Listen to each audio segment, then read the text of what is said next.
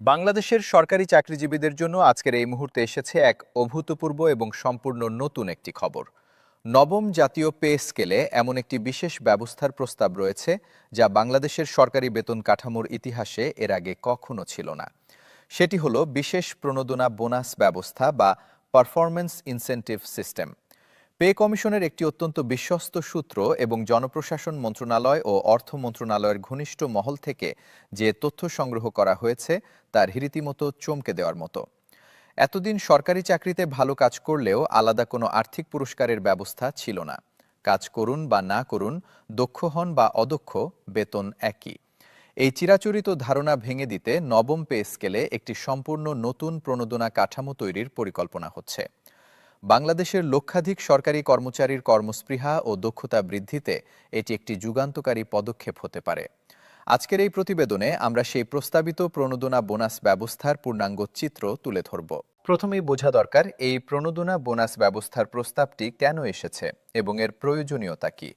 বাংলাদেশের সরকারি প্রশাসনের দীর্ঘদিন ধরে একটি বড় সমস্যা হল কর্মচারীদের মধ্যে কাজের প্রতি উদাসীনতা ও দায়িত্বহীনতার প্রবণতা। এর পেছনে একটি বড় কারণ হল কর্মদক্ষতার সঙ্গে পুরস্কারের কোনো সম্পর্ক না থাকা। একজন কর্মচারী সারাদিন পরিশ্রম করুন বা অফিসে বসে সময় পার করুন, মাস শেষে বেতন একই। একজন দক্ষ কর্মচারী এবং একজন অদক্ষ কর্মচারী পাশাপাশি একই গ্রেডে একই বেতন পান। এই পরিস্থিতি মেধাবী ও পরিশ্রমী কর্মচারীদের মনোবল ভেঙে দেয় এবং অলসতা ও দায়িত্বহীনতাকে প্রশ্রয় দেয়। পে কমিশন এই মূল সমস্যাটিকে চিহ্নিত করেছে এবং এর সমাধানে একটি কার্যকর প্রণোদনা ব্যবস্থা প্রবর্তনের সুপারিশ করতে যাচ্ছে। নবম পে স্কেলে প্রস্তাবিত প্রণোদনা বোনাস ব্যবস্থাকে মূলত 5টি ভাগে বিভক্ত করা হয়েছে।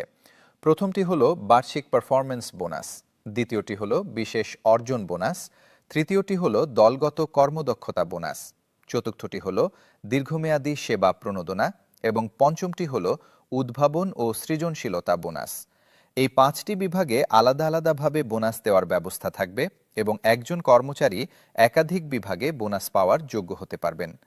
এই সামগ্রিক প্রণোদনা কাঠামো পুরো সরকারি প্রশাসনে একটি প্রতিযোগিতামূলক ও দক্ষতা নির্ভর পরিবেশ তৈরি করবে বলে পে কমিশনের বিশেষজ্ঞরা আশা করছেন। বার্ষিক পারফরম্যান্স বোনাসের বিষয়টি নিয়ে বিস্তারিত আলোচনা করা যাক। প্রতি বছর একটি নির্দিষ্ট মূল্যায়ন পদ্ধতির মাধ্যমে প্রতিটি কর্মচারীর বার্ষিক কর্মদক্ষতা যাচাই করা হবে। এই মূল্যায়নে কাজের পরিমাণ ও মান, সময়মতো কাজ সম্পন্ন করার হার, ঊর্ধ্বতন কর্তৃপক্ষের সন্তুষ্টি, সহকর্মীদের মতামত এবং সেবাগ্রহীতাদের প্রতিক্রিয়া এই সব কিছু বিবেচনায় নেওয়া হবে। মূল্যায়নের ভিত্তিতে কর্মচারীদের 3টি শ্রেণীতে ভাগ করা হবে। সর্বোচ্চ মূল্যায়নপ্রাপ্ত কর্মচারীরা তাদের বার্ষিক মূল বেতনের 20% পরিমাণ বোনাস পাবেন। মধ্যম মূল্যায়নপ্রাপ্তরা পাবেন 10 থেকে 15%, আর যারা সন্তোষজনক কর্মদক্ষতা দেখাবেন তারা 5 থেকে 10% বোনাস পাবেন। যারা মূল্যায়নে অসন্তোষজনক ফলাফল করবেন তারা বোনাস পাবেন না এবং তাদের কর্মদক্ষতা উন্নয়নে বিশেষ প্রশিক্ষণে পাঠানো হবে। বিশেষ অর্জন বোনাসের ধারণাটি নবম পে স্কেলে সম্পূর্ণ নতুন এবং অত্যন্ত উদ্ভাবনী। কোনো কর্মচারী যদি তার নিয়মিত দায়িত্বের বাইরে গিয়ে কোনো অসাধারণ কাজ করেন, যেমন দুর্যোগ পরিস্থিতিতে অতিরিক্ত দায়িত্ব নেওয়া, কোনো জটিল প্রকল্প সফলভাবে সম্পন্ন করা, দুর্নীতি প্রতিরোধে বিশেষ ভূমিকা রাখা বা সেবাগ্রহীতাদের কাছ থেকে বিশেষ প্রশংসা পাওয়া, তাহলে তাকে একটি বিশেষ অর্জন বোনাস দেওয়া হবে। পে কমিশনের সূত্র জানিয়েছে এই বোনাসের পরিমাণ হবে সংশ্লিষ্ট কর্মচারীর 1 থেকে 3 মাসের মূল বেতনের সমান। এই বোনাস পাওয়ার জন্য প্রতিটি মন্ত্রণালয় ও বিভাগে একটি বিশেষ নমিনেশন কমিটি থাকবে, যারা প্রতি ত্রৈমাসিকে বিশেষ অর্জনকারী কর্মচারীদের মনোনয়ন দেবেন। দলগত কর্মদক্ষতা বোনাসের ধারণাটি বাংলাদেশের প্রশাসনিক সংস্কৃতিতে একটি বিপ্লব আনতে পারে। বর্তমানে সরকারি কর্মচারীদের মধ্যে দলগতভাবে কাজ করার সংস্কৃতি তেমন নেই। প্রত্যেকে নিজের বিভাগের কাজ করেন, অন্য বিভাগের সঙ্গে সঙ্গে সমন্বয়ে অনীহা দেখান। নতুন প্রণোদনা ব্যবস্থায় কোনো বিভাগ বা দপ্তর যদি দলগতভাবে একটি নির্দিষ্ট লক্ষ্যমাত্রা অর্জন করতে পারে, তাহলে ওই দপ্তরের সকল কর্মচারী একটি দলগত বোনাস পাবেন।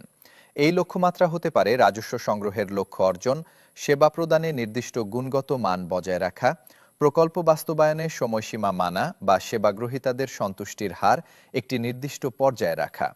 দলগত বোনাসের পরিমাণ হবে প্রতিটি কর্মচারীর 2 থেকে 3 মাসের মূল বেতনের সমতুল্য। এই ব্যবস্থা চালু হলে সরকারি দপ্তরগুলোতে পারস্পরিক সহযোগিতা ও দলগত মনোভাব উল্লেখযোগ্যভাবে বাড়বে। দীর্ঘমেয়াদী সেবা প্রণোদনার বিষয়টি নবম পে স্কেলে অবসর সুবিধার বাইরে একটি আলাদা পুরস্কার হিসেবে প্রবর্তনের পরিকল্পনা রয়েছে। বর্তমানে একজন কর্মচারী ২৫ বছর বা তার বেশি চাকরি করলেও তার দীর্ঘ সেবার জন্য বিশেষ কোনো আর্থিক স্বীকৃতি নেই। নবম পে স্কেলে চাকরির নির্দিষ্ট মাইলফলক অতিক্রম করলে বিশেষ দীর্ঘমেয়াদী সেবা বোনাস দেওয়ার প্রস্তাব রয়েছে। ১০ বছর পূর্ণ হলে একটি বিশেষ বোনাস, ২০ বছর পূর্ণ হলে আরও বড় বোনাস এবং ৩০ বছর পূর্ণ হলে সর্বোচ্চ পরিমাণ বোনাস দেওয়ার পরিকল্পনা রয়েছে। পে কমিশনের সূত্র জানিয়েছে ৩০ বছর পূর্ণ হওয়া কর্মচারীদের জন্য এই বোনাসের পরিমাণ তার ৬ মাসের মূল বেতনের সমান হতে পারে। এই ব্যবস্থা দীর্ঘমেয়াদে রাষ্ট্রের সেবায় নিয়োজিত থাকার প্রণোদনা বাড়াবে এবং অভিজ্ঞ কর্মচারীদের ধরে রাখতে সাহায্য করবে।